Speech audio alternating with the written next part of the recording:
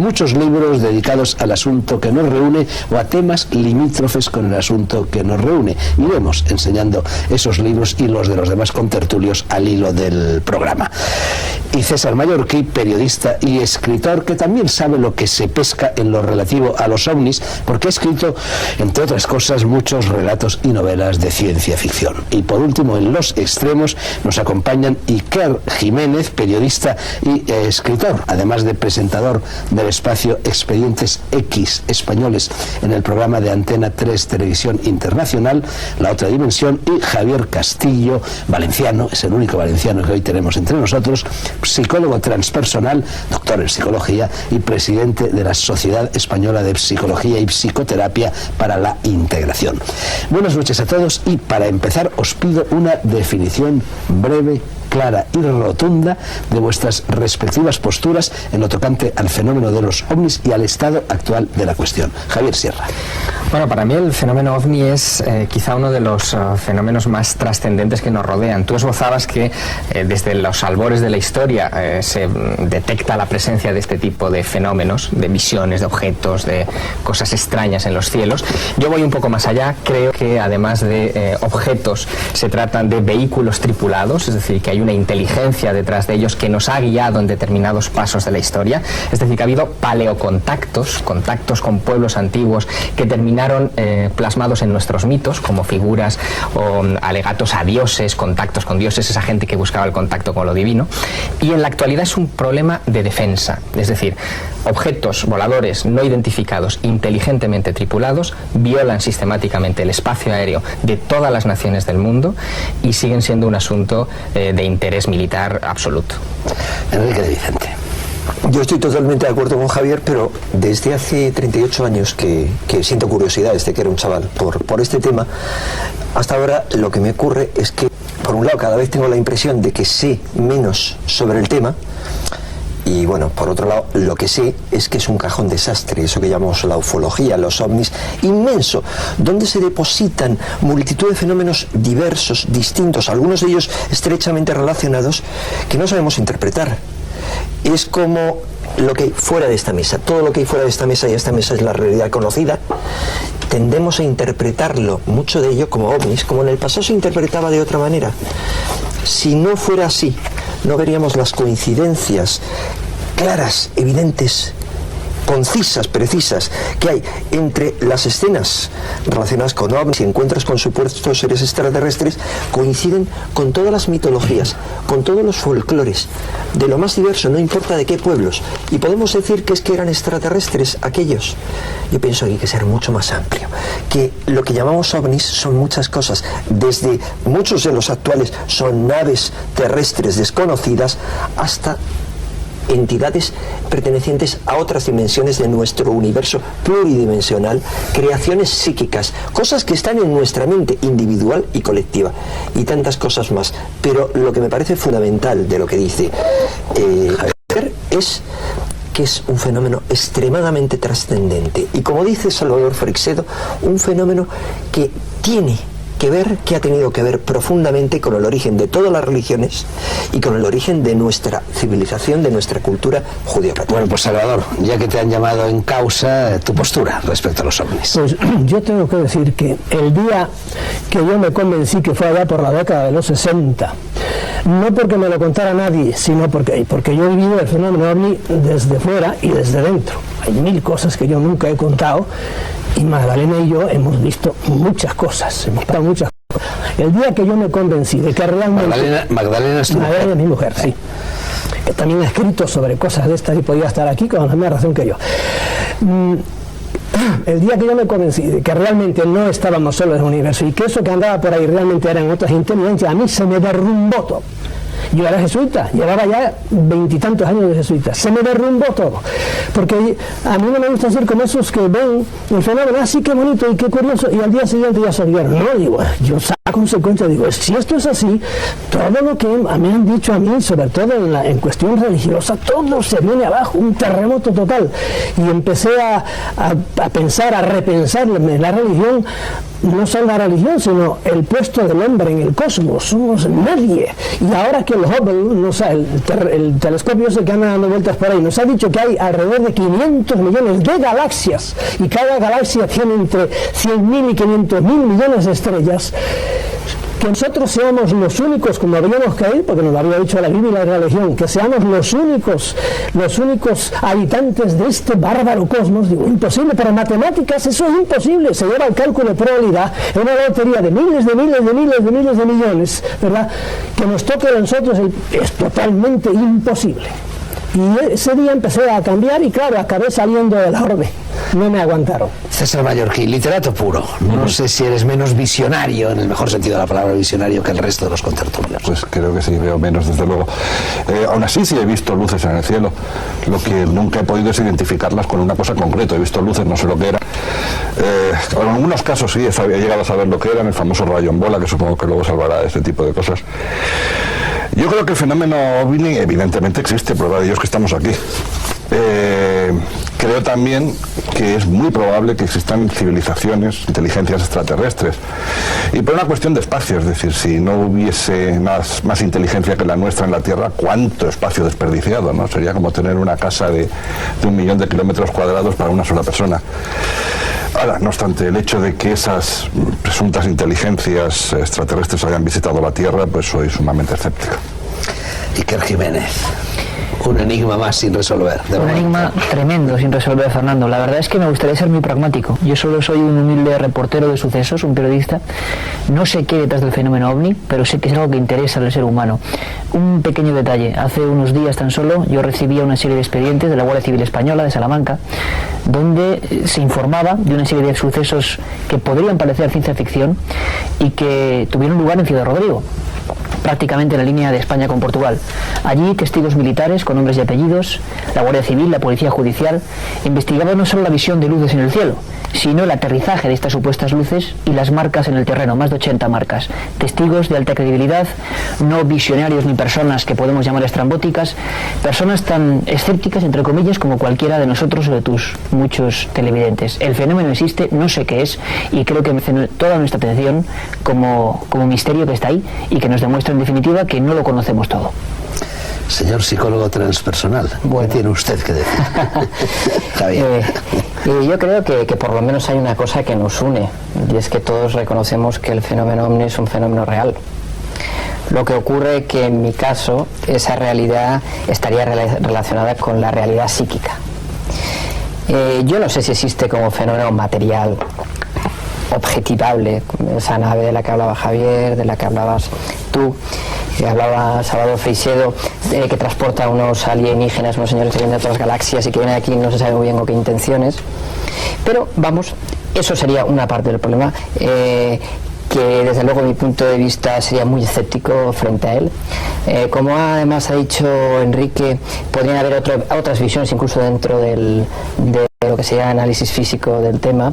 Hay un investigador valenciano que se llama Paco Máñez, que ha escrito un libro muy interesante intentando demostrar cómo están muy relacionados los ovnis o las pretendidas vaya por Dios, siendo valenciano tendría que estar aquí, no tendría que haber dicho antes, Javier. Pretendidas imágenes de ovnis muy relacionadas con determinados prototipos experimentales. Pero bueno, es algo que hay ahí. Yo realmente no soy un especialista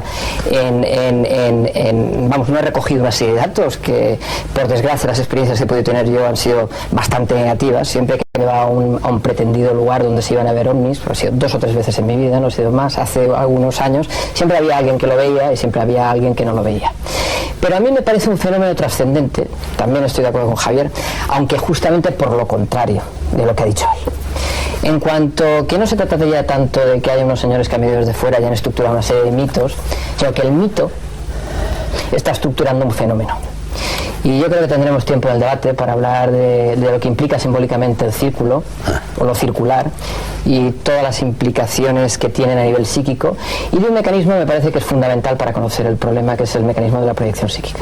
Bueno, antes de adentrarnos, o mejor dicho, de que os adentréis vosotros en el problema, a mí me gustaría que dijeras 2 palabras sobre, en fin, aquí tenemos publicado por Trota el 10º volumen de las obras completas de Jung, y en ese volumen se incluye uno de los últimos trabajos que escribió Jung, 1954. Un mito moderno de cosas que se ven en el cielo. Allí Jung sostenía que eran una proyección del subconsciente, incluso lo ponía en relación con el lápiz alquímico. ¿Qué decía Jung exactamente? Vamos, a mí me parece muy interesante, porque relacionaba los avistamientos, las oleadas de avistamientos, con situaciones de crisis o de tensión social específica. Jung liga la simbología del círculo, de la circunferencia, a lo que sería el arquetipo del ser, del sí mismo. Podemos encontrar en múltiples tradiciones el papel del círculo, la circunferencia, la figura perfecta para los neoplatónicos, el microcosmos alquímico, el rotundum de la filosofía hermética, la equivalencia entre el círculo y el alma en muchas tradiciones místicas, en muchas epifanías cristianas incluso se relaciona el círculo con el fuego y con la luz. Como vemos, hay muchos aspectos que nos ligan a la importancia del círculo, lo circular como símbolo. Y además, y una pregunta a hacer sería, ¿y por qué? Daros cuenta que el círculo es una figura que no tiene ni principio ni fin, es una figura completa. No hay oposición, aparentemente, es símbolo de esa unidad primigenia, el Ouroboros. De los alquimistas, de los reptil que se muerde la cola. Y además el sol y la luna son circulares. Yo recuerdo que en los viajes que estuve realizando en la Amazonía, uno de los mitos que me parecieron más bonitos dentro del mundo Yanomami, ellos se autodenominan los hijos de la luna, y a ellos a la luna llamaban Periporreid, y se decían producto de haber flechado unos habitantes primigenios que no se saben muy bien qué eran, haber flechado la luna, y cada gotita de sangre se convertía en un guerrero Yanomami. O sea que podemos ver en la mitología el papel del círculo y de la circunferencia como un elemento fundamental. Y no solamente eso, sino en los sueños del hombre civilizado.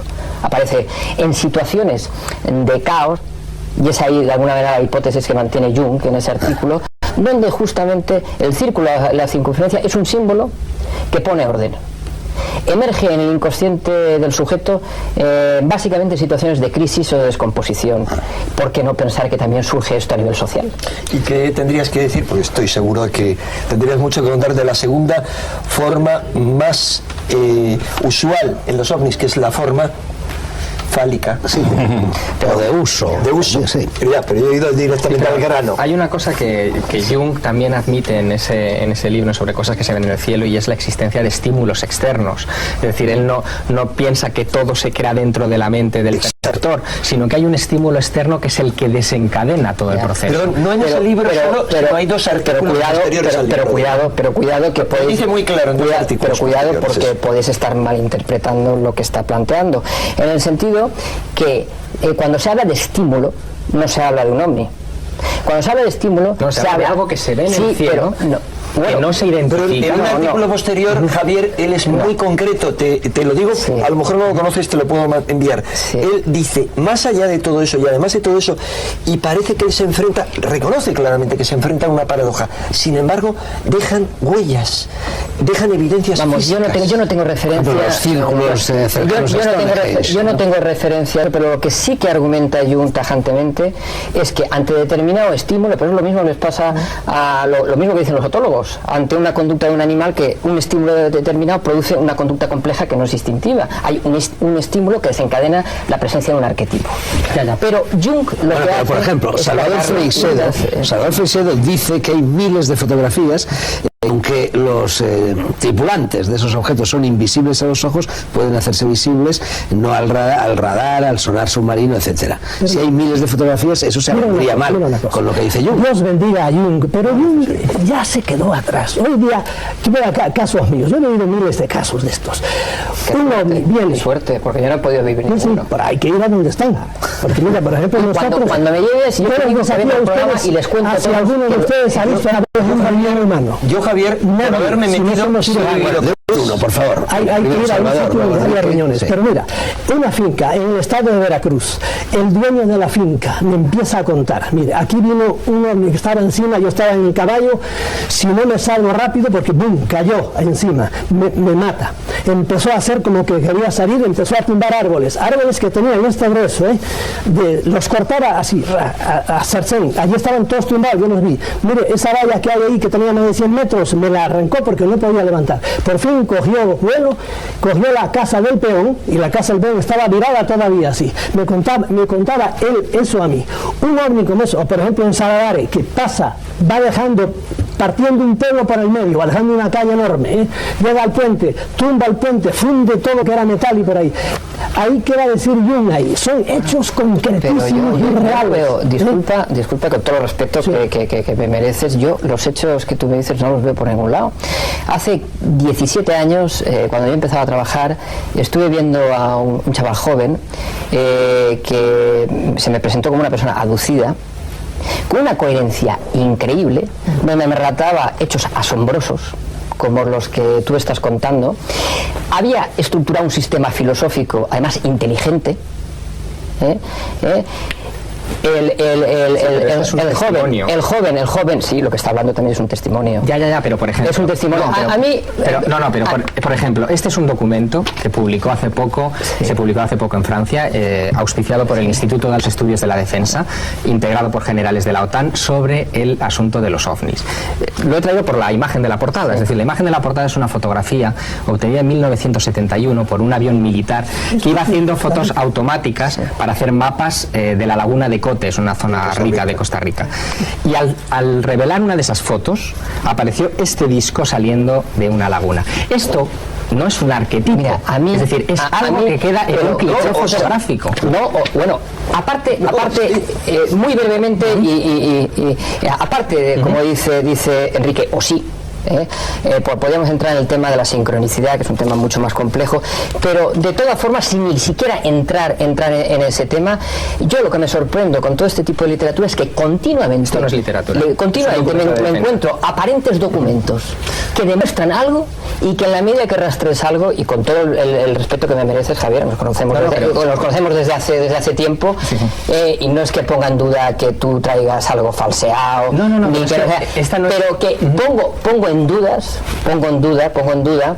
no tu ética, y que de alguna manera lo que tú traigas estés convencido de ello, pero pongo en duda que eso sea una imagen real. Mira, que se haya captado un ovni, en este caso, y que la OTAN lo haya captado y lo saque. Ese caso lo hemos estudiado en Costa Rica, Javier y yo en persona. Ese caso, esa fotografía en concreta, hemos estado con la gente que originalmente lo investigó, pero está hablando de un documento en el que han participado una serie de científicos franceses auspiciados por la defensa, o podemos hablar del panel Sturrock, por hablar de los últimos, en el que un montón de científicos... ¿Y eso por qué no se dice socialmente?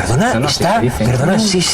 Léete el Time y léete el Newsweek. Time y Newsweek lo han publicado. Que no lo publique la prensa española es un problema de falta de información. Me parece que César quería decir algo. Yo quería decir algo al respecto. Hay una frase de un científico que dice que las teorías extraordinarias requieren datos, pruebas extraordinarias. Así es.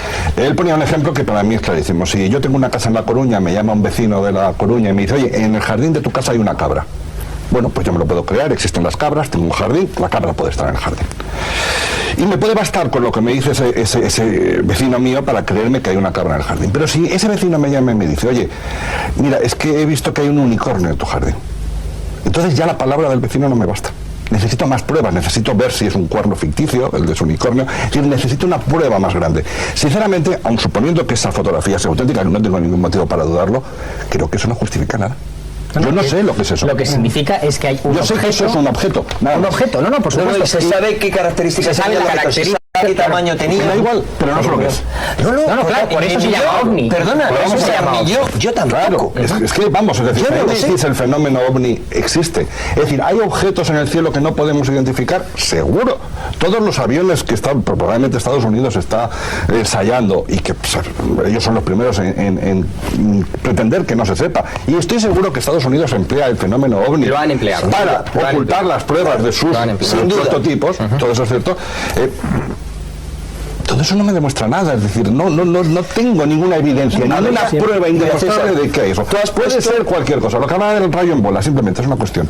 Yo recuerdo, leí hace mucho tiempo, que se habla, supongo vosotros sois expertos de los Foo Fighters, que durante la Segunda Guerra Mundial eran unas esferas de luz, 43, unas esferas de luz, unas esferas eléctricas que seguían a los cazas aliados. Y nazis también. Y nazis también, bueno, por las pruebas que tenemos. Bueno, hay toda teoría de que los ovnis proceden de las pruebas nazis. Sí, no, pero los nazis crearon incluso un comité secreto llamado el Sonderbüro número 13, específicamente para investigar el asunto de los Foo Fighters. Pero bueno, continúa. Pues hace relativamente poco un científico, se llama Davis, descubrió que existe algo que se llama rayo en bola, que es un rayo, una descarga eléctrica que en vez de ir de un sitio a otro se queda concentrado en un punto y adquiere la forma de un Foo Fighter. Y él lo descubrió viajando en un avión de pasajeros cuando un rayo en bola cruzó la cabina y dijo, anda, pues existe, porque antes los científicos no tenían una constancia de que ese fenómeno se producía. Vale, yo creo que existe. Es conocido en teoría, en física teórica, los Foo Fighters, los rayos son conocidos hace por lo menos 30 años. O sea, pero no aceptados. No.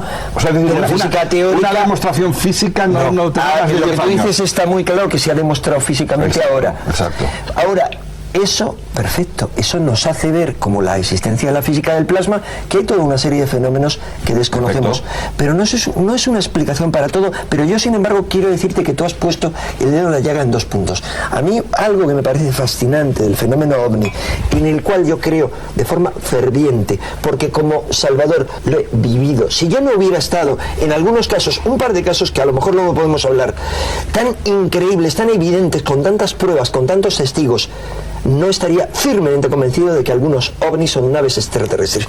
Dejando aparte eso, que es mi experiencia personal, yo lo que me pregunto, he dejado bien claro que yo creo en que hay algunos que son naves, pero lo que yo me pregunto desde el otro Enrique, que es un escéptico, es si es así, si existen naves extraterrestres, si nosotros hemos ido a la Luna. Es algo que me comentaba un día Jesús Hermida en privado.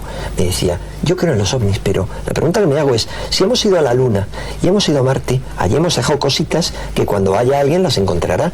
¿Cómo? Están yendo y viniendo tantas veces aquí desde la antigüedad. ¿Cómo es que no encontramos cositas de ningún tipo? No hay ni una sola prueba física, clara, evidente, concisa y contundente de que realmente estemos siendo visitados por seres extraterrestres, aunque yo lo creo de forma radical. No sé si estáis o no de acuerdo, porque hay premios. A mí me parece ¿Quién hace los círculos de las cosechas? ¿No? Este año ha aparecido ya una... Creo en ello, pero no me contestas a la pregunta. Es la prueba extraordinaria que necesitamos para... Estamos cayendo en los es decir, ver yo unas huellas de Yeti justifica la existencia del Yeti, y he visto huellas de Yeti en fotos. Claro, ¿y qué harías tú, por ejemplo, si tú encima de tu cabeza, como me ha pasado a mí, estás, no solo yo, ahí había un ingeniero, la mujer del ingeniero y otro más, no sé quién era, y encima de mí, a las 12 del día, un hombre dando vueltas tranquilamente encima de la autopista de San Juan de Puerto Rico. Yo estando en Atenas he visto una esfera de luz pasando por encima de mi cabeza. No, era de día, le vi las ventanillas. ¿Y de día? ¿Y qué era? Pues es un objeto volante muy identificado. Ahora, ¿eso quién hace? Es una bola de luz, todas esas cosas. Estamos de acuerdo, pero la pregunta sigue sin contestar. Claro. No, sigue. Yo creo que hay que ir hasta el fondo. A mí me parece... Hasta el fondo de nuestra ignorancia, de nuestra profunda ignorancia. Si no partimos de eso, de que somos profundamente ignorantes, yo al menos me lo reconozco. Yo sé que esa paradoja está ahí. No hay pruebas, por favor, decirme en concreto a mí que soy un creyente, que no soy un escéptico, a la parte de creyente que hay en mí, por favor, explicarle cuáles son las pruebas claras y contundentes que nos están visitando. ¿Qué prueba tiene un juez, por ejemplo, de que aquel mató a aquel? Estoy de acuerdo, pero debería haber sentido común. Yo creo que es fundamental, yo creo que es fundamental lo que ha planteado Enrique en estos momentos, en base que vamos, no se puede argumentar y no se puede decir que exista una constancia física del fenómeno. No. Todos son experiencias personales. No son experiencias personales. Aunque se representen los arquetipos se materializan. Son experiencias personales, aunque se articulen colectivamente, como plantea Jung.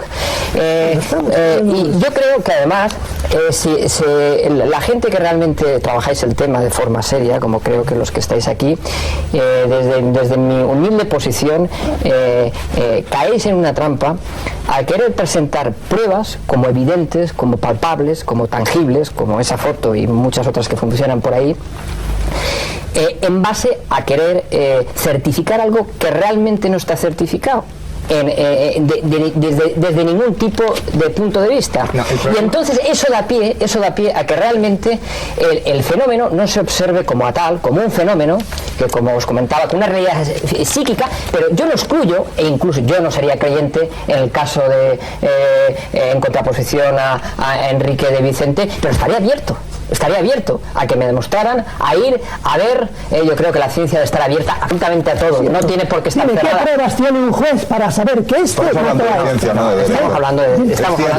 Perdón, ¿de qué estamos hablando? Perdón, no, en eso no estoy de acuerdo. Estamos hablando de diferentes puntos de vista. Para mí la ciencia vale para lo que vale. La ciencia sirve, perdón, muy simple. La ciencia sirve para cuantificar dentro de la realidad. Hablemos de la epistemología, de la filosofía de la ciencia. Lupasco, por poner un ejemplo, habla de 3 materias. Vamos a hablar de algo aceptado: la materia física, la materia biológica y la materia psíquica. Yo creo que hay más allá de eso. La ciencia, el método científico, vale para medir lo físico y aquello que hay de físico y cuantificable dentro de lo biológico y de lo psíquico. Enrique, esa concepción de la ciencia, yo creo que en estos momentos está revisada. Está revisada por una minoría, como tú sabes. Por muchos. Y tú sabes que incluso desde la física el factor subjetivo empieza a tener una importancia grandísima. Volviendo a citar a Jung, sabéis que Pauli fue paciente suyo, estructura toda la teoría de la sincronicidad junto con él, y realmente se puede decir que esa concepción tan encasillada de la ciencia, de que es exclusivamente lo que mide, creo que está pasando. Ese es el método científico. Pero ese método no es así. Eso además se está revisando, se está planteando, y en estos momentos yo creo que por lo menos un sector de la ciencia está abierto a replantearse, a cuestionarse cosas. Y dentro de la ciencia yo incluyo lógicamente la psicología, aunque sea algo que trabaja con lo subjetivo, y por eso he dicho que el fenómeno, tú sabes que no es aceptado, o sea, que es aceptado por determinados por la mayoría, solamente determinadas zonas de la psicología. Tú sabes muy bien, Javier, que áreas tan fundamentales, tan rompedoras, y que nos están abriendo las puertas de la psicología, como la psicología transpersonal e incluso la psicología humanista, no están aceptadas por una buena parte de la psicología. Pero mira, podríamos empezar a hablar desde Prigogine con la física del caos, principios físicos que están retomados en la actualidad por múltiples teóricos de la ciencia, que además buscan esos puntos de contacto entre lo psíquico y lo físico, desde el principio de complementariedad. Centremos el tema. Vamos a ver. Perdona, Javier, lo vamos a centrar luego. Pronto veremos anuncios en la panza de los platillos volantes. De momento, aquí está la publicidad.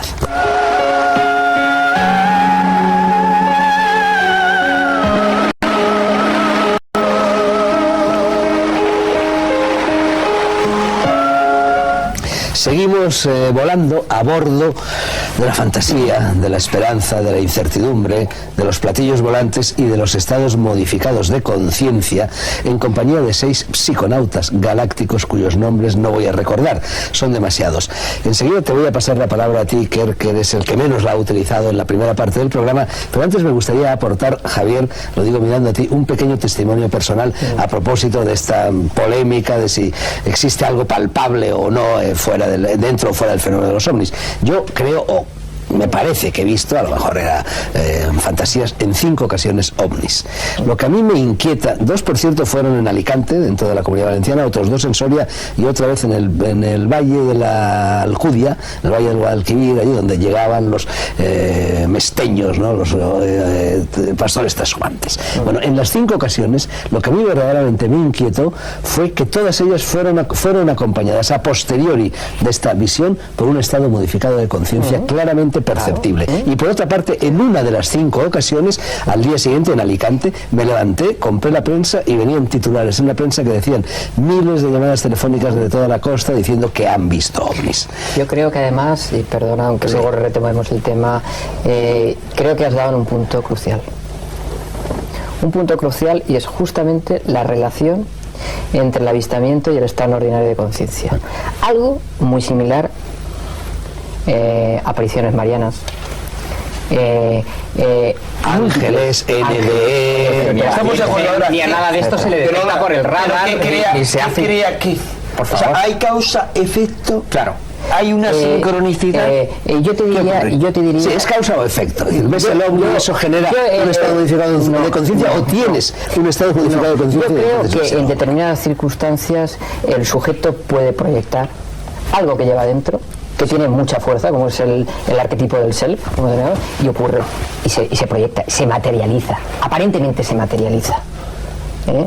Y justamente es una lógica aplastante lo que has comentado, porque los pocos aducidos cabales, los pocos, porque te puedo dar una retahíla de personas que estaban delirando, que eran cuadros psicóticos, pero hay aducidos cabales, en el sentido de personas que yo sé que están en su juicio pleno. Pero lo venía a decir porque describen exactamente ese tipo de pasos.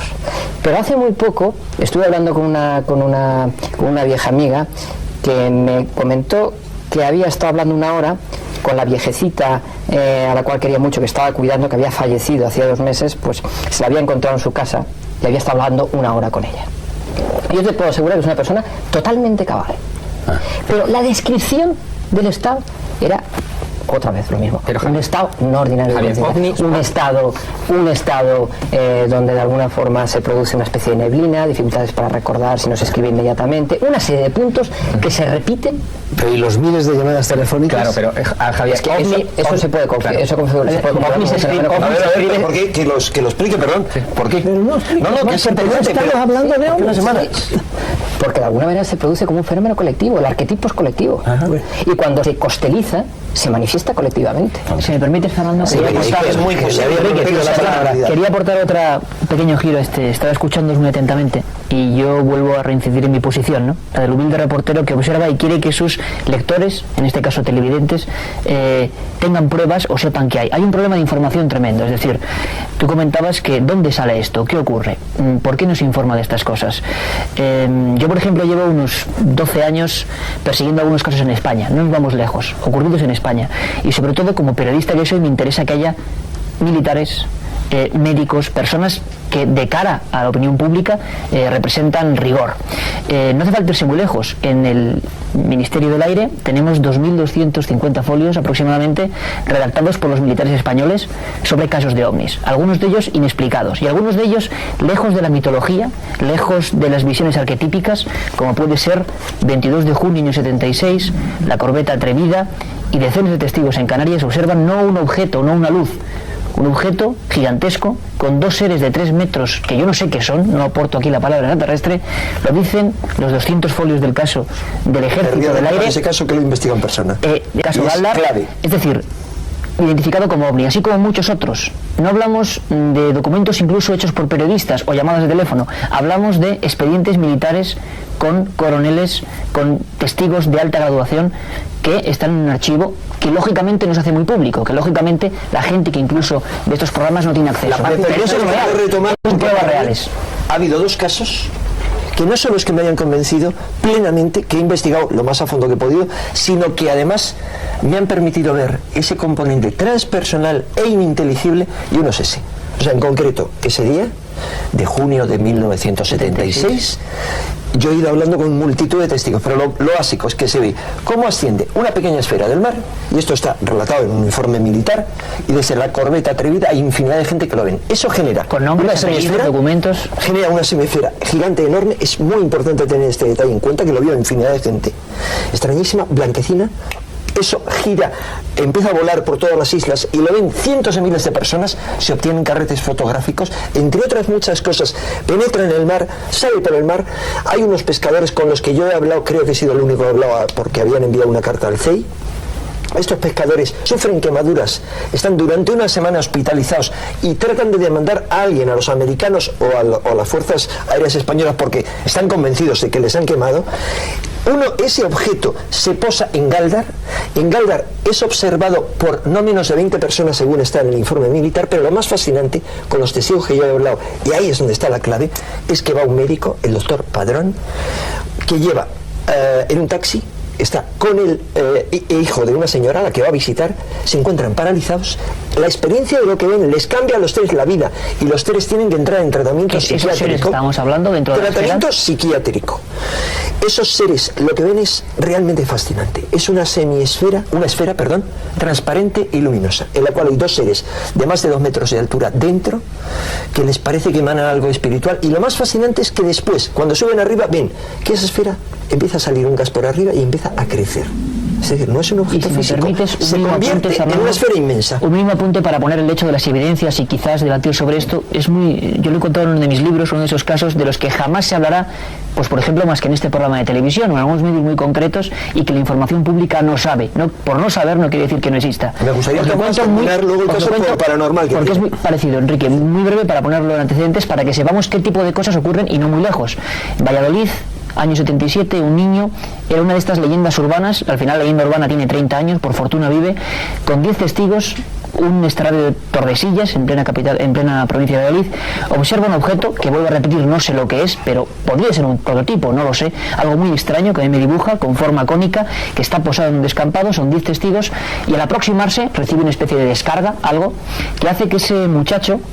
Yo publico los 17 informes médicos en el Hospital Río Ortega de Valladolid, con una especie de enfermedades absolutamente terribles, unas mutaciones internas de hígado, estómago, alucinantes, firmado por cada médico. Y no en el lugar de los hechos hay 2 guardias civiles que observan el objeto saliendo hacia arriba, y está en uno de mis libros incluso está la tierra quemada que se analiza en la Universidad de Bilbao y que se recoge, porque ese objeto, fuese lo que fuese, había dejado 3 inmensas huellas. Hablamos de un total de 20 testigos, de médicos que durante 2 años hacen 17 operaciones a vida o muerte de este muchacho al que nunca se le diagnosticó una enfermedad concreta, que recaía terriblemente, que perdía la visión, que se quedaba ciego, cuyo líquido encefalorraquídeo le colapsaba prácticamente la cabeza, y que al final en un momento dado revivió, es decir, cuando ya todo el mundo lo daba prácticamente por muerto, pues volvió a la vida. Él no sabe ni dice que ha visto un ovni, ni es ningún abducido ni ningún contactado, es una persona como cualquiera de nosotros que estaba en ese punto, en ese lugar, aquel día de octubre, y se encontró con aquello. ¿Qué es aquello? Exacto, ¿qué es aquello? ¿Me permitís? Sí, me gustaría terminar el caso por lo increíble que tiene.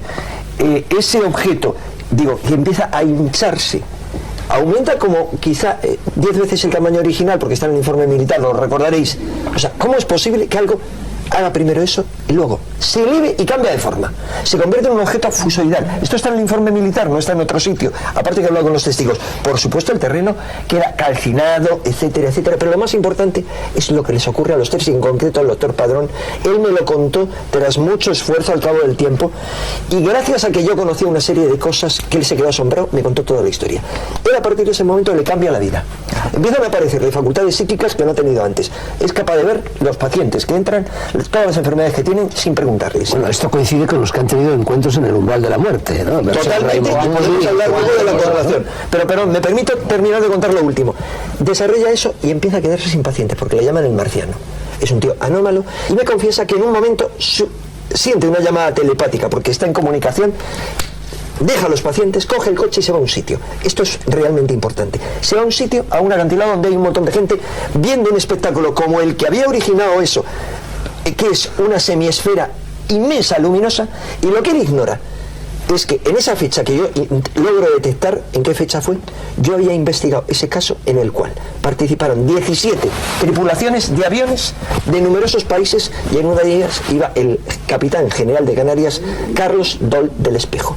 Un caso realmente fascinante, en el cual una semiesfera había creado esa esfera inmensa. Él ignoraba todo esto. Enrique, eran los mismos seres. Eran los mismos seres. ¿Qué crees que era aquello? ¿Qué crees que era aquello? Sí. Seres que se escapan totalmente a todo lo que nosotros entendemos. Seres que a lo mejor son primos, vecinos, hermanos, o están en otro lado diferente a los Elohim de la Biblia del Génesis, a los seres que se aparecen, a los seres angelicales que se aparecen en esos encuentros al borde de la muerte. Algo que está dentro, fuera, porque ahí para mí lo que me ocurre es al final que yo estoy convencido, experiencias que he vivido fortísimas, de repente me he dado cuenta que podían estar en mi mente sin más, pero ¿dónde está la realidad? O sea, lo siento, pero a mí eso lo que me hace es cuestionarme básicamente es ¿qué es la realidad? ¿A qué llamamos realidad? Esa es la pregunta básica. Sí, estamos hablando de la casuística, y el fenómeno ovni estudiado a fondo ya dejó la casuística. A mí los casos ya no me interesan. quieren que en casuística, cosas también, no sé cómo le podrían explicar ustedes, rapidísimo, porque yo odio ya los casos hoy día, la cosa está mucho más adelantada. Kapitanovic es un ingeniero yugoslavo que dirige una central eléctrica, es el jefe de la central eléctrica en Perú. De repente, un día, pescando venado, cazando venados a 4.000 metros de altura, de repente se encuentra en una esquina a unos indios allí escondidos, muertos de frío allí, y tenía un niño medio muerto, un indito se había despeñado y miraron mal, él iba hablaba en quechua, no entendía, hablaba con su intérprete, que se fuera, y por fin él ya se cabreó porque tiene un carácter tremendo, yo soy gran amigo de él, no sé si ha muerto ya, y les digo, ¿pero por qué se va a morir el muchacho? Y dice, no, es que va a venir Dios a curarlo. Y están locos estos. Estaba diciendo él, están locos, viene y paf, y se posó allí. Se abrieron las puertas, salió un hombre y una mujer, cogieron al niño, lo metieron, él se perdió el habla. Al cabo de 10 minutos bajó el niño, tiraba piedras para que lo vieran su gente y todos los indios alegres y por ahí por allá. Desde entonces él no creía nada de esto, era un escéptico total. Desde entonces también le cambió la mente a él. No fue la mente suya, armó todo aquel tinglado, no fue él. Y ahora, óyelo, y él te explica 1000 otras cosas, y él no creía nada. La primera cosa que él fue cuando le apagaron la central eléctrica un buen día, y él salió furioso a ver qué había sido aquello, y él vio una cosa que se levantaba, pero ya no pudo saber más. Casitos como ese, ¿cómo rayos ustedes van a interpretar? Según me dejan acabar, que yo hablo muy poco, acabo enseguida. Hoy día en eso no está el fenómeno ovni. Miren, lo que ustedes tienen en los bolsillos todos, los teléfonos móviles, todo eso proviene de que le hemos copiado a ellos el cambio del selenio al silicio. Todo se hizo por la década del 40. Sí, todo esto, lean, pero es que leen, porque a ustedes le podría decir lo que yo le digo a Claudia siempre, si no has leído bien de esto, lean el libro de Philip Corso, un militar que no quería nada de esto, y cuando él vio aquella, y ahí te va a explicar cómo le fue dando a la Bell Company, y por cierto, los militares después de 40 años le están pidiendo ahora los royalties a la Bell Company por los transistores, porque la Bell Company dijo, no se ha encontrado nada, una especie de galletitas, no se ha encontrado nada, y resulta que habían encontrado, los transistores salieron a los 3 meses, la Bell Company empezó a fabricar transistores. Eso quiere decir que los extraterrestres pero están un poco atrasados, porque tendrán transistores todavía, ¿no? En vez de placas de silicio. Pero pasaban unas cosas. Veía que te rascabas perplejo el bigote. Hay una cosa de la casuística que estabais hablando, es decir, supongamos que todos esos casos son ciertos, supongamos que bajo ese ovni curó a ese pequeño indio. Yo lo que me pregunto es ¿qué motiva a los supuestos extraterrestres? Ni idea. Por favor, simplemente. ¿Cómo puede tener esa gente tan avanzada un comportamiento tan absolutamente caprichoso, errático, absurdo? ¿Y cómo lo tienes tú con los perros? Que a lo mejor a una camada le pegas 20 patadas a tú y te quedas con uno nada más. Y lo llevas al veterinario y haces, tú no, bueno, pues yo sí. No, lo que quiero decir es que son los dioses. Es como bajan los extraterrestres, que suponen una civilización pues muy avanzada para poder llegar aquí. No todos, hay gente que está peor que nosotros. Pero bueno, técnicamente avanzada, o algunos sí, muchos más por lo menos que la calidad de turistas son unos turistas la leche de avanzados. Entonces llegan aquí y se van a interesar con un indio de 4 metros de altura que está... No sí, ¿por qué no? ¿Por qué no? ¿Por qué sí? Mira, ¿y por qué sí? Bueno, ahí está. Porque si hay nosotros fuésemos a otro planeta, no haríamos nada de eso. Nosotros lo estamos haciendo hoy día, ya te digo. Vamos a quitar el motor para desarrollar pues que gente que es capaz, supuestamente capaz de desarrollar una nave interestelar, que son gente. Bueno, seres. Bueno, pero César, por ejemplo, cuando Colón llega a América, se trae algún indio para demostrar la existencia de los indios. Se trae 1 o 2 o 3 o los que sean, no recuerdo. Pero no se trae a toda la comunidad india. Pero su comportamiento es normal. Pero yo entiendo, puedo entender. Normal desde lo terrestre. Desde un punto de vista lógico puedo entender el comportamiento. ¿Por qué iba a por el oro? Lógico, desde el porque un platillo volante, porque un platillo volante le zanca vacas, porque un platillo volante cura indios, porque un platillo volante... A mí no me preocupa eso, a mí lo que me preocupa es por qué no tenemos pruebas claras, por qué no tenemos un platillo que lo pueden tener los americanos capturados. Un trocito. Algo. Y eso no explica nada de lo que hemos comentado. El primer Javier y el segundo Javier Sierra. Me gustaría aclarar el asunto de las pruebas y qué es lo que se entiende por pruebas, porque no todo el mundo se pone de acuerdo en esa historia. Y lo quiero ejemplificar con un asunto. La NASA estaba preparada desde hace años ante la eventualidad de una eventual señal radioeléctrica de origen extraterrestre que pueda llegar a nuestro planeta. Y en el año 92 ellos redactaron un protocolo de postdetección de vida inteligente extraterrestre. Es decir, qué es lo que debía hacer la NASA, el secretario general de Naciones Unidas y el presidente de esta compañía, o sea, de esta organización, a la hora de recibir esa primera señal extraterrestre. Y establecían ahí los parámetros de qué es lo que ellos considerarían una prueba de una señal extraterrestre. Y me parece muy ejemplificador. Decían que no basta con que una señal extraterrestre llegue a la Tierra, sea captada por un radiotelescopio, después por otro en Australia, o como más o menos se ve en la película Contact, esta basada en el libro de Carl Sagan. No basta solamente eso. Ellos establecen que esa señal, cuando se vuelva a escuchar al cabo de un tiempo, debe estar ahí. Es decir, los extraterrestres, para ponernos en, digamos, en nuestros parámetros, no solamente tienen que estar diciendo hola, hola, hola, sino estar diciendo hola, hola, hola durante un año para que cuando se pase esa señal otra vez esté ahí. No, lo más grave es que tienen que estar eso es lo que ellos consideran prueba. Solamente un pequeño detalle. Carl Sagan precisamente decía que bastaría con una emisión de luz coherente, un láser de una estrella lejana para aquí, para justificar la existencia de vida extraterrestre. Eso es lo que decía Carl Sagan, pero él hablaba del láser, que era lo que conocía Sagan, pero quiero decir que en el sentido de que algo que no puede ser justificado a través de la naturaleza. Tú sabes, por ejemplo, que los pulsars llegaron a ser interpretados como una fuente de señal extraterrestre, porque eran rítmicos, hasta que se descubrió que eran. Yo creo que si seguimos comentando el tema, enfocando el tema como lo estamos viendo ahora, quizá lleguemos a un camino que no tenga salida, porque va a ser la presencia o el que tú, en este caso vosotros, planteéis determinadas pruebas intentando justificar que tiene una veracidad y son realmente absolutas de la existencia del fenómeno ovni, y personas que, como es nuestro caso, que vamos a ponerlo en duda. Vosotros podéis aportar una serie de datos, se puede buscar en internet y ver toda una serie de datos en contra de lo que vosotros estáis diciendo. De todas formas, como os he dicho, yo respeto profundamente como investigadores, porque os conozco y sé que no lo hacéis bajo el sentido de querer manipular a nadie, ni utilizáis información o utilizáis mala información. Pero creo que a mí lo que realmente me cuesta creer es que un fenómeno que tuviera una presencia física de esas características estuviera años y años sin que realmente exista una prueba veraz, contundente. Puedo pensar que los políticos, los curas, los militares, todos hacen una conspiración y lo tienen todo cerrado, ¿qué consideran que es una prueba? Oculto, y vamos, si lo tienen tan cerradito que no se ve, pero la verdad es que me cuesta. ¿Pero qué considerarías una prueba? Es decir, porque me cuesta creer. Yo creo, sin embargo, que la paz externa que hay en mí se crea, no, pero físico. Pero todos sabemos que el amor existe y no tenemos ninguna prueba física de la existencia.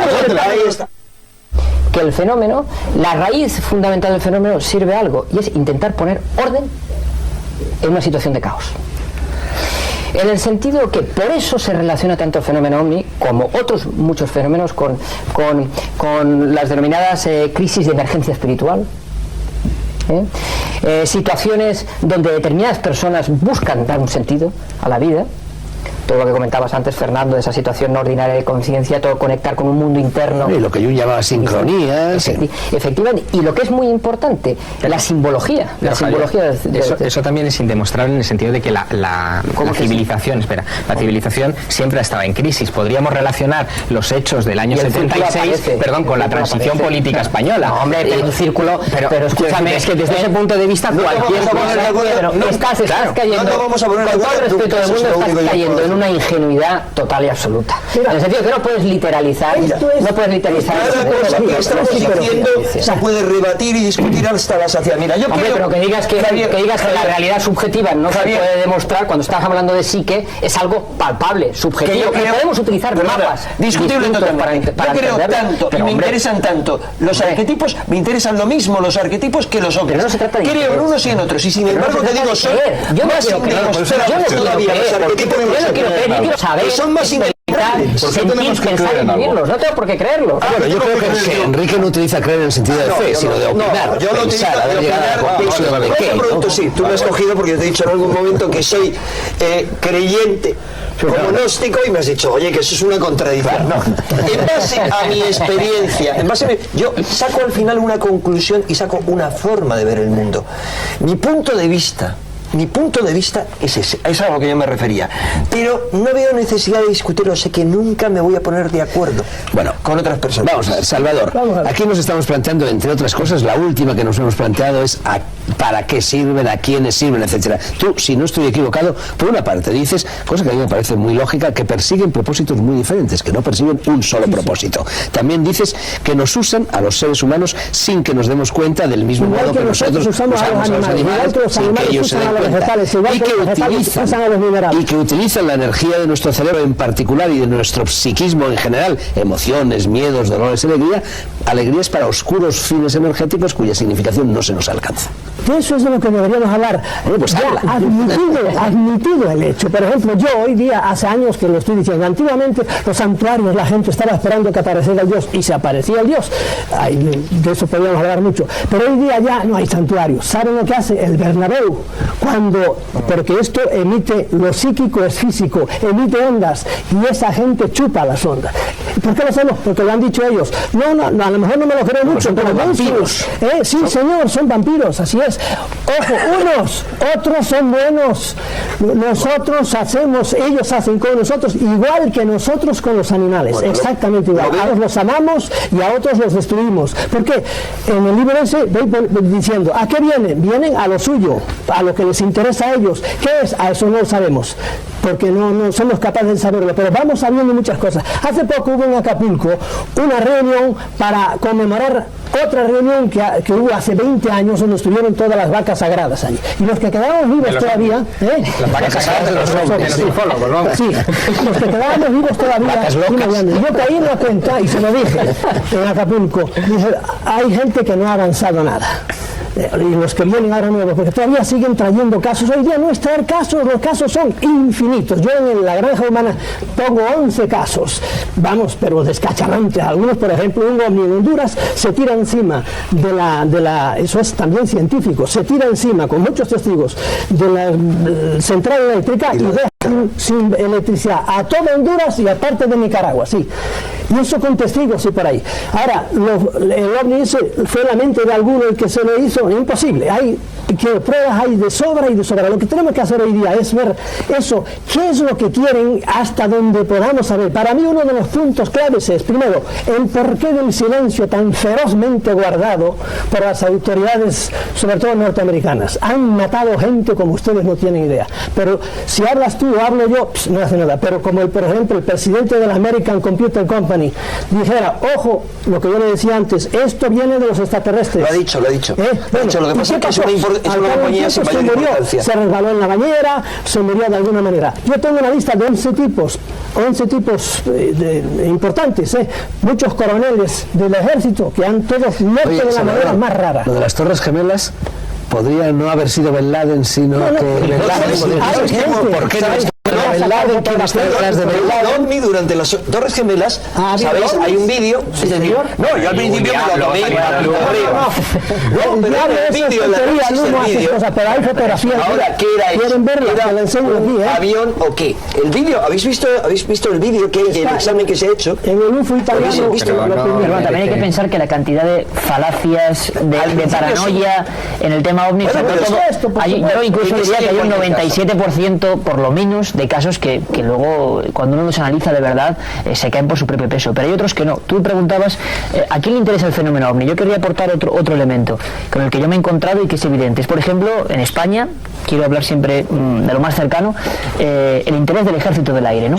El interés y el comportamiento, y quiero explicarlo muy gráficamente para que todo el mundo me entienda. ¿Será solo imaginación un tema que interesa tanto?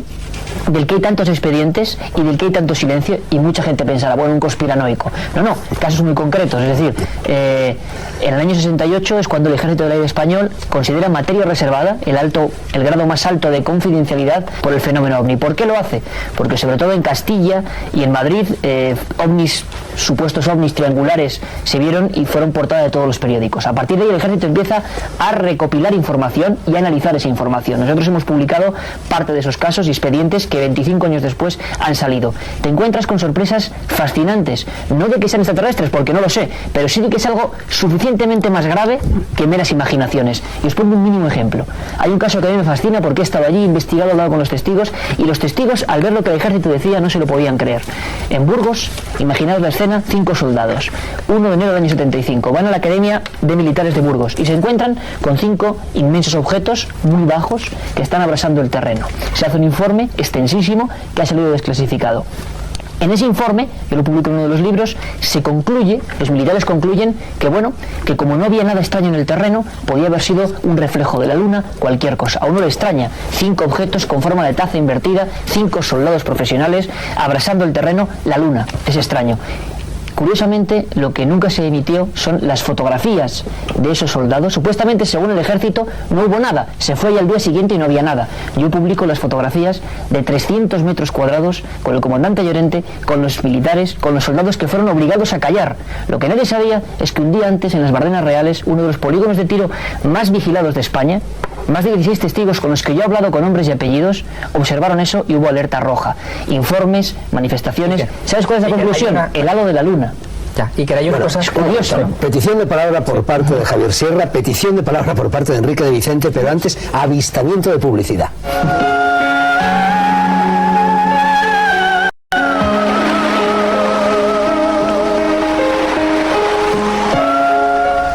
El Faro de Alejandría, tercera y última etapa de nuestro viaje al fondo de lo no completamente conocido ni completamente desconocido. Ya saben ustedes que estábamos hablando de ovnis y que vamos a seguir haciéndolo en compañía de estos 6 indígenas, que no alienígenas, en tanto no se demuestre lo contrario. Creo que era Javier Sierra la primera persona que quería... Bueno, yo quería hacer una reflexión y que sirviera también, digamos, como tirón final, ¿no? Y es la siguiente. Iker nos hablaba de casos de los años 70, 75, 76, Enrique de Vicente también nos hablaba de casos del 76, 77, etcétera. De repente se corta el flujo. En el año 81, nada. Sí, no hay casos aparentemente como estos, es decir, con esas implicaciones, etcétera. Y a partir de los años 90 ocurre algo muy significativo, y es que los casos que aparecen son cada vez más increíbles. Cada vez más increíbles, es decir, de gente que dice cosas cada vez más bárbaras, ¿no? De que me han llevado una nave extraterrestre, me han violado, me han hecho un hijo, me han robado un feto, y de repente, no, pero es que es verdad, estas cosas se cuentan. Pero eso de repente ya ocurría. Ya sí, ya, pero deja de hablarse de los casos OVNI como un CEPEN, de los casos ovni serios, de los casos ovni, que, oye, un ovni que aterriza en las Bárdenas Reales, es que dejan de venir esos señores. O sea, mandan a los payasos. Eso es lo que yo quisiera poner sobre la mesa. ¿Qué pasa con el fenómeno ovni? ¿Por qué hace esta evolución tan extraña? Como dice un amigo de Salvador, porque esto es la Disneyland de los dioses, ¿no dice su amigo John King? ¿No crees que eso es similar al proceso de interés social por determinados temas? Hombre, la demanda mediática. Un interés psíquico. No, eso exactamente que has comentado. Ocurre, pero no es eso exactamente que has comentado respecto a los ovnis. Javier, también de repente no se llega el Renacimiento, hay un montón de grandes artistas, termina el Renacimiento y nos pasamos un periodo de sequía y luego vuelve otro. Ahora, hay algo detrás de eso. Detrás del Renacimiento tendríamos que meternos a hablar.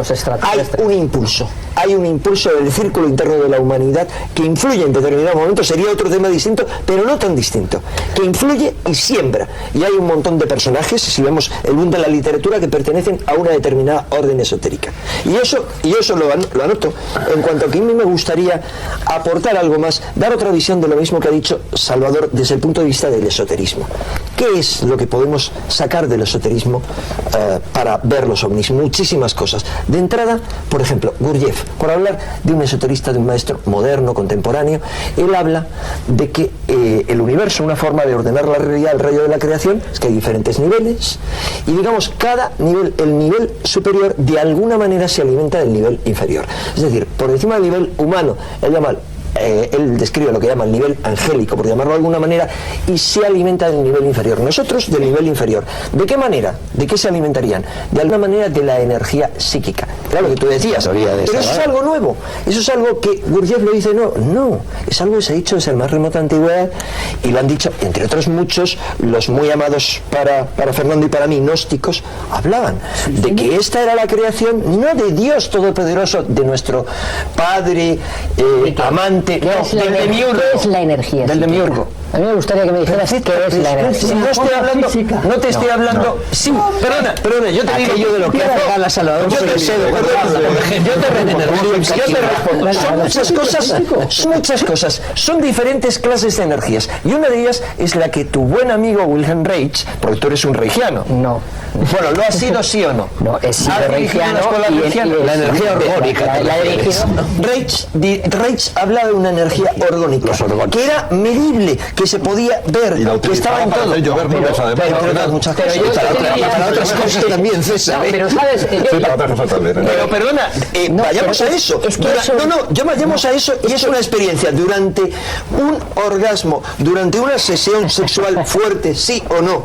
Te pregunto por tu experiencia que se casa. Porque yo eso es fama, no lana. Lo has declarado públicamente, Fernando. No voy a hablar de lo que yo pueda conocer de primera mano, no. Tú lo has declarado públicamente. Entonces, ¿es cierto o no, para una persona que tenga sensibilidad y que conozca otros estados de conciencia como tú los conoces, que en determinados momentos hay algo que tú sientes como una energía potente? Pero es distinto. Una cosa, si tú utilizas el término energía como algo analógico a vitalidad, y que esa vitalidad se plasma en determinadas variables psicofisiológicas, claro, pero el concepto de energía que produce escúchame, el concepto de energía psíquica, despertar de Kundalini, por ejemplo, pero es justamente a causalidad junguiana trabaja el tema, y pienso que de forma mucho más corta que Reich. Yo sigo admirando muchísimo a Reich, pero creo que se equivocó profundamente al intentar dotar de una entidad objetiva, intentar traspasar un lenguaje de la física mecánica a la psique. No ¿Sabes en qué se equivocó? En que fue un rebelde. Cuando estamos aparte de otra cosa. Fue un conformista leadero, pero cuando estamos hablando de energía psíquica, estamos hablando de una hipótesis, de un término analógico. Sí, de un término que utilizamos como analogía a información. Oye, es algo real. Mira, no solo paran los instrumentos electrónicos, como hizo por ejemplo Uri Geller, que estaba trabajando arriba, y desde el Stanford University en California, el piso de abajo se lo rompieron el piso de abajo, estaba Uri Geller arriba haciendo experiencias con él, y en el piso de abajo no funcionaba nada y estaban desesperados, y estuvieron porque él estaba arriba, se marchó y empezaron a funcionar. Pero mira, te digo otro caso, en Chicago, una sierra de acero, se pusieron un grupo de meditadores, pusieron dos sierras iguales de acero, y esto era hecho científicamente por la Western University.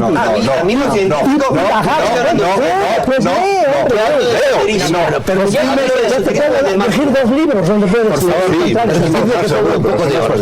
termine esa exposición, Javier Castillo. Luego me gustaría escuchar en voz alta lo que por lo bajini se está mascullando a todas César Mallorquí, y luego el pobre Iker ahí en la esquina ha pedido la palabra hace un montón de tiempo. Javier. La información produce una serie de efectos físicos.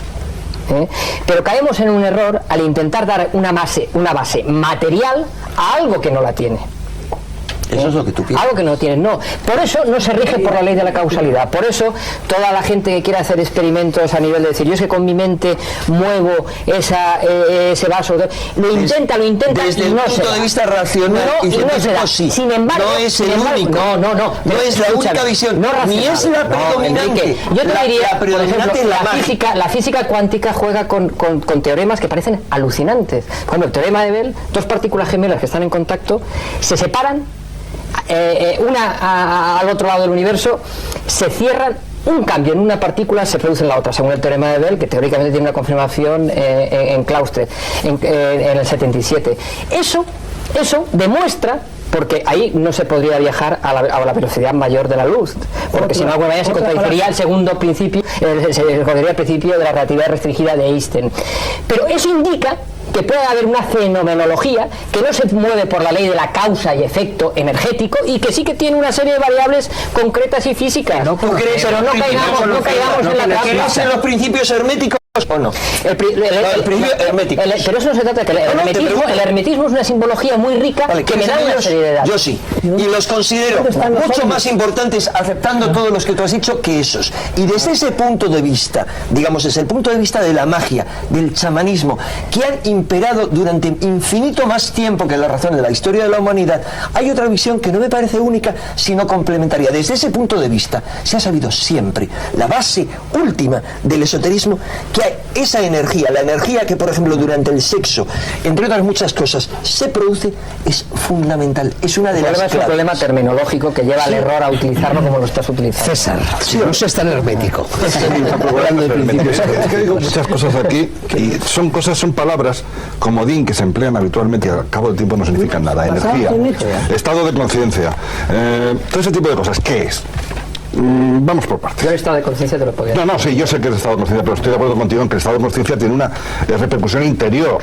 Lo que no tiene es una plasmación externa. Si es una energía distinta de las energías que conocemos, ¿cuál es? Bueno, yo ahí tengo que poner una nota a pie de página. Solo hay una energía en el universo, que se puede manifestar de diferentes formas, pero energía solo hay una. El anima mundi, lo que anima todo. Mira, pues fíjate, te voy a decir una cosa. Se conocen 4 formas de energía en el universo. 4. Y ahora se barrunta una quinta que no se conoce muy bien, que es la energía oscura, que es la que hace que el universo se expanda. Esas 4 energías, en un momento cuando el universo estaba concentrado en un punto justo antes del Big Bang, se creía que era una sola, que luego se multiplica, con lo cual en cierto modo tienes razón.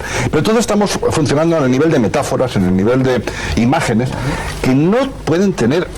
No equivale a decir esto es real, físicamente real. Vamos a ver, a mí una de las cosas que más me irritan de todas formas, y lo siento, es el desprecio hacia la ciencia. Lo siento, señores, no, que el pensamiento mágico ha intervenido en la humanidad durante mucho más tiempo que el pensamiento científico, estoy totalmente de acuerdo, y ese pensamiento mágico hacía que se lo arrancasen el corazón a los aztecas, perdón, a los enemigos de los aztecas, creaba la Inquisición, creaba un montón de horrores tremendos. Oye, pero la ciencia crea, la ciencia no crea nada de eso. La ciencia es conocimiento, perdón un momentito. La ciencia es conocimiento. La técnica, el uso. La técnica, de la técnica estoy completamente de acuerdo, la técnica ha hecho barbaridades. La ciencia es conocimiento puro. Y es lo único que nos interesa. Si nosotros nos están viendo en nuestra lo único que te interesa en Valencia, César, yo creo que la magia y la ciencia y la gnosis en general son tentativas de conocimiento puro. Sí. Otra cosa es que la magia, la ciencia y la gnosis no sean en realidad. La cuestión es que en este momento la ciencia, el pensamiento científico es mágico en gran medida. Sí, a través de la ciencia. ¿Cómo? Es mágico en gran medida. ¿Qué es lo que hace el científico actualmente? Lo mismo que hacía el hierofante de los templos egipcios. Me dejas que te lo explique en un instante. El hierofante de los templos egipcios se ocultaba en la oscuridad del naos, allí recibía presuntamente las inspiraciones de Amón o de quien fuera y salía a las muchedumbres congregadas en un estado modificado de conciencia delante del templo y les comunicaba en un lenguaje abstruso, críptico, imposible de entender para la gente lo que el Dios le había comunicado. Hoy día los científicos viven en sus torres de marfil y de vez en cuando se dignan comunicar a los mortales en un lenguaje críptico que ni tú, ni yo, ni nadie de los que estamos aquí o allí pueden verificar las verdades a las que han llegado. Y a los 50 años nos dicen todo esto era mentira y cambian de paradigma. Es lo mismo exactamente que hacía el hierofante. No, perdona. Hay una diferencia. Oye, déjame hablar, te lo pido, por favor. Y a su vez al servicio en muchos casos de laboratorios, de ejércitos, de políticos. A los hogares de tantos televidentes es un fenómeno científico, no mágico. Y por favor, decidme un solo fenómeno mágico equivalente a la transmisión de imágenes a través del espacio. Uno que funcione, no uno que yo creo que yo en mi estado de conciencia, no, uno que funcione. ¿Quién me puede hacer por ejemplo? Lo que pasa es que son planos distintos. Son planos distintos que no se puede, son planos distintos que no se pueden mezclar. La magia ha cumplido su función y una función muy positiva. No solamente hay que resaltar el aspecto negativo del cual tú has hablado, y es verdad que la ciencia con la tecnología ha permitido el desarrollo al que hemos llegado, y también es verdad lo que ha planteado Fernando, como de alguna manera a veces el científico se enclaustra en una realidad muy particular y que es difícil devolver al sujeto de a pie. Sí, pero yo creo, pero lo que sí que me gustaría dejar claro es que de alguna manera ciencia no es equivalente actualmente a racionalidad en el sentido clásico de la palabra. Hay que empezar a romper un poco ese tipo de temas. Lo que he comentado antes rompe los presupuestos clásicos del racionalismo cartesiano, como los hemos conocido, y como el famoso paradigma científico básicamente estructurado en las leyes newtonianas. Es verdad que eso está a revisión totalmente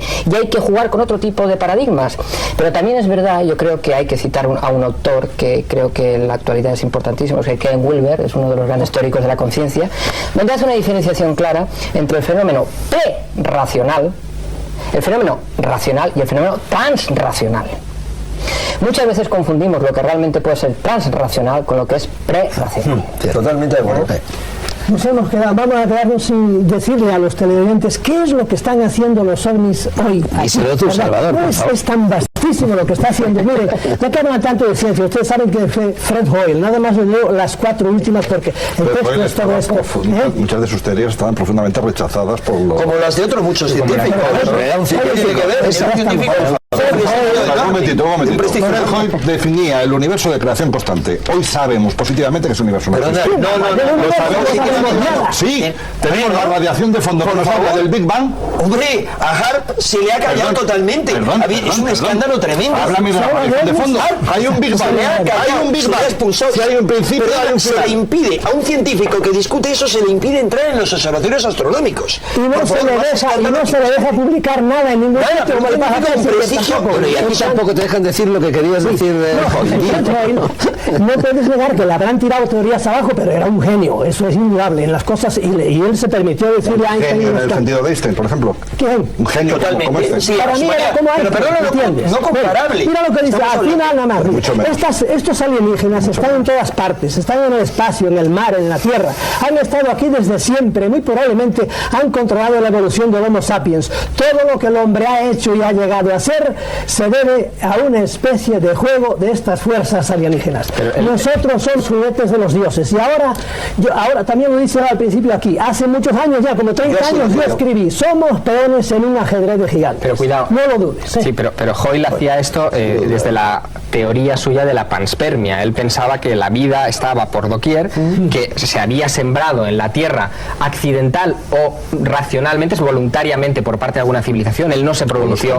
Sí, pero él no se pronunció a ese respecto. Llegó a sugerir la posibilidad de que la panspermia fuera un proceso dirigido y a sugerir la posibilidad de que nosotros podíamos haber hecho algo parecido o podremos hacerlo voluntario o involuntariamente en otros lugares. Por ejemplo, podemos ir a Marte, mandar una sonda, uno de estos robots fabulosos que estamos mandando a Marte. En el último instante, uno de los, lo estoy simplificando, uno de los técnicos estornuda sobre la rueda del robot y aquellos virus del constipado llegan a Marte y lo pueblan. Es decir, hay un relato de ciencia ficción que cuenta eso. Claro, llega a una tierra primigenia, un extraterrestre estornuda y salimos nosotros. Y otros que estornuden dentro de una probeta, la manden a Marte para que se reviente y poblar voluntariamente ese planeta. Es decir, esas dos posibilidades. Hay otro premio Nobel que desarrolla eso más, que es uno de los 2 descubridores del DNA o del ADN. Sí, Francis Crick. Que habla concretamente, describe la hipótesis según la cual hay naves que podrían sembrar la vida.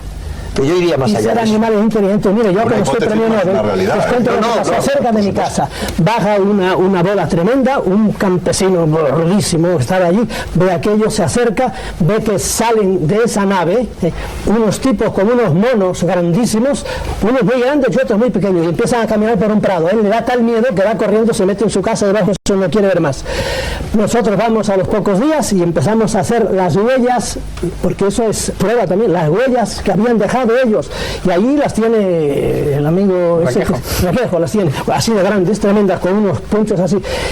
¿Por qué no les voy a creer yo a ese hombre? Porque ustedes dicen, son testimonios personales. Es que la ciencia se basa en testimonios personales. El científico que lee eso, hay que creer al científico.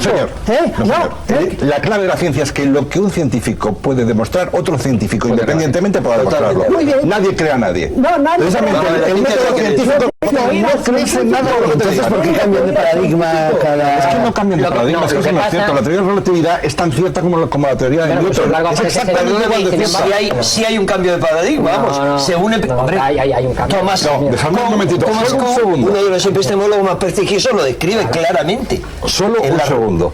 Existen actualmente dos teorías que interpretan el mundo, la teoría cuántica y la teoría relativista. El único problema es que esas dos teorías no casan entre sí. Juntas no casan. En lo que tú te referías, pero luego hay un cambio de paradigma entre esas dos teorías. Porque no se anulan. Pero habla porque no, la teoría de los últimos paradigmas, nada más. El terreno funciona para lo grande, para el universo. Y la teoría cuántica funciona para lo pequeño, para el microcosmos. Juntas no funcionan, pero cada una por separado. Quiere decir que ambas teorías son erróneas. Hablas de visiones del mundo físicas, paradigmas físicos. Pero voy a ir un poquito más lejos. Simplemente una cosa relacionada con lo que decíamos antes. Una de las derivadas de la teoría cuántica es lo que se llamó la interpretación de Copenhague. La interpretación de Copenhague dice, la teoría cuántica en un momento determinado dice que para que un fenómeno se produzca debe haber un observador. Y la interpretación de Copenhague dice que el observador hace que ese fenómeno se produzca, que es un poco lo que tú decías, el inconsciente colectivo. Yo planteaba de que también la mística, que es una ciencia, exactamente, dice que hay que anular la diferencia entre el observador y lo observado, que es exactamente, exactamente. Entonces a ese nivel los ovnis podrían ser una excreción del pensamiento humano, del colectivo, del conjunto de todos los mitos, no solamente actuales, sino a lo largo del tiempo. Es lo misterioso, escapa de esas huellas. Pero si no importa, estamos yendo... Ahí estarían. Si seguimos la interpretación de Copenhague fielmente, esa creación humana dejaría huellas. Es decir, tendría una materialización física. Eso lo rechazan muchos científicos. Si no la seguimos, lo que nosotros estaríamos sufriendo es una especie de alucinación colectiva producto de... Lo que ocurre es que ante la falta de respuestas, lo que decía antes Javier Sierra, es muy interesante, también tenemos que mirarnos un poco los informadores. Hablábamos de los años 70, aunque los casos siguen produciéndose. Yo empezaba el programa hablando de un caso de hace un par de meses, 3 meses, pero la verdad es que hay un momento al final de los 70 en que hay falta de pruebas, no se encuentra esa pieza que vosotros decís, esa pieza definitiva. Entonces ya dejaría de ser un misterio, pero lo cierto es que repentinamente empiezan a surgir paranoias, empiezan a surgir teorías absolutamente escandalosas, y lo que a mí me parece triste, y los ovnis dejan de aparecer, y lo que me parece triste es que mucha gente piensa que ya el subjetivo de ovni, que para mí, sigo diciendo, es un tema serio, que interesa a las autoridades, que interesa a los militares, se convierte en una especie de terrible espectáculo televisivo, gracias a Dios, no como este, que es un debate, sino debates como todos hemos visto. Yo jamás he ido en ese tipo de debates donde uno es copulador de venusinos y otro hace mandos a distancia en Urano. Entonces, claro, la gente, desgraciadamente, todo lo que es la gente común y corriente de la calle, desprecia ya estos hechos, e incluso cuando hay casos reales o que se pueden aportar, los desecha porque los mete todos en el mismo saco. Yo creo que hay casos muy interesantes que, precisamente por el miedo a los testigos a ser identificados con lo que se ve, por ejemplo, en la tele hoy en día, callan y silencian. Pero no era ahora, de siempre, eso ha ocurrido siempre. Pero en los 70 se trataba como a no hablar, claro, hace 20 años. Igual, en algunos programas de televisión que yo mismo he estado, he aconsejado algunos casos que no hablan. Deciros que sois unos afortunados, porque, vamos, yo no he tenido la oportunidad, y en un momento determinado de mi vida sí que lo busqué e intenté estar en los sitios adecuados, como ha dicho Salvador Freixedo, pero todo lo que pude ver fueron personas desquiciadas psíquicamente, avistamientos donde los veían un grupo de personas y otras no, y personas muy cabales, también, personas muy cabales, que les había cambiado la vida a partir de haber tenido, teóricamente, según ellos, un encuentro con un objeto volador no identificado, y además haber tenido un contacto directo con los alienígenas. Pero ya es otra historia. Pero de alguna manera el relato me hacía pensar, y me sigue haciendo pensar, que no es nada distinto de las apariciones marianas, de las crisis de emergencia. Perdona, pero sí es distinto. El fenómeno de emergencia espiritual de Stanislas, ¿no? Pero no es distinto cuando, por ejemplo, que sin embargo, cuando tú lo estudias a fondo, él está admitiendo que hay en toda una serie de cosas, hay algo que se le escapa. Cuando tú lees algo, se nos escapa. Bueno, tengo que deciros una cosa terrible. Os quedan 3 minutos. Pero permitidme solo una cosa, por favor. O sea, no podemos comparar, Enrique, perdona, no podemos comparar, y casi como final y colofón, no podemos comparar los fenómenos subjetivos de abducidos, contactados, que personalmente no me los creo la mayoría, donde hay una implicación muy fuerte de lo que ellos creen, a ese testigo, por ejemplo, tú lo conoces bien, Javier, Fernando Cámara, piloto de caza. Un piloto de caza sabe muy bien lo que hay en el cielo. Un piloto de caza te describe que ha perseguido un durante 3 horas y salen los informes. Y perdonad, y a veces el mayor misterio de todo esto es ver, por ejemplo, que yo sigo incidiendo, cómo las autoridades militares tratan este tema. Uno de los últimos casos, y acabo con esto, desclasificados en España, hablan de un piloto de caza que observa un objeto como una media luna sobre Andalucía, lo está persiguiendo. El propio ejército acaba concluyendo que podría ser, y esto sí que es misterioso, lo misterioso es la explicación, que al piloto se le agrietó el cristal y confundió con un ovni, un helicóptero de la Vuelta a Andalucía, un piloto de caza. cuando este comportamiento está en los militares, yo personalmente, y es mi conclusión, pienso que algo gordo se esconde detrás de los ovnis. Pero no sabemos qué. No sabemos qué, por supuesto. Por supuesto. La palabra ovni, y es el colofón perfecto, incluye, porque son unas siglas, no es un sustantivo. Sí, sí, sí. A pesar de que el diccionario de la Real Academia lo ha sustantivado, yo creo que erróneamente. La palabra ovni no es nave extraterrestre, ovni no equivale a nave extraterrestre. Ese es el error de la Academia. Es un objeto volador no identificado. Y ese no es la clave del misterio. Pero hoy día sabemos muchísimas cosas que nunca se pueden explicar con tranquilidad. Justamente el ejemplo que has dado tú me parece interesante porque Jung describe uno similar y además hace especial referencia a los pilotos que avistan ovnis. Según lo que él argumenta, y creo que tiene puntos importantes de realidad, es muy posible que en la situación donde está el piloto, elevado de la Tierra, en una cabina estrecha, en una posición determinada, es mucho más probable y posible que pueda aparecer visiones parciales, productos de la propia situación y la propia coyuntura del piloto, que una persona que no está en ese tipo de situación. Pero así como has dicho, que no tenemos más tiempo. Yo lo que os digo es lo siguiente, conclusión personal y arriesgada, es que ciertamente yo creo que hay una conspiración a un cierto nivel para ocultar el tema, porque la inmensa mayoría de las autoridades no tienen ni puñetera idea de a lo que se enfrentan y no lo pueden reconocer. Sin embargo, de la misma manera, creo personalmente que hay unas élites en la Tierra mínimas, ínfimas, que sí saben a lo que se están enfrentando y que tienen otro tipo de intereses, los mismos que comparten con algunos de esos seres, con algunas de esas entidades que estuvieron en el pasado, que fueron los dioses del pasado y que hoy vuelven para controlar un chiringuito que se les escapa. Porque el ser humano está dando un salto evolutivo que no les interesa. Los dioses vuelven en forma de arquetipos y también.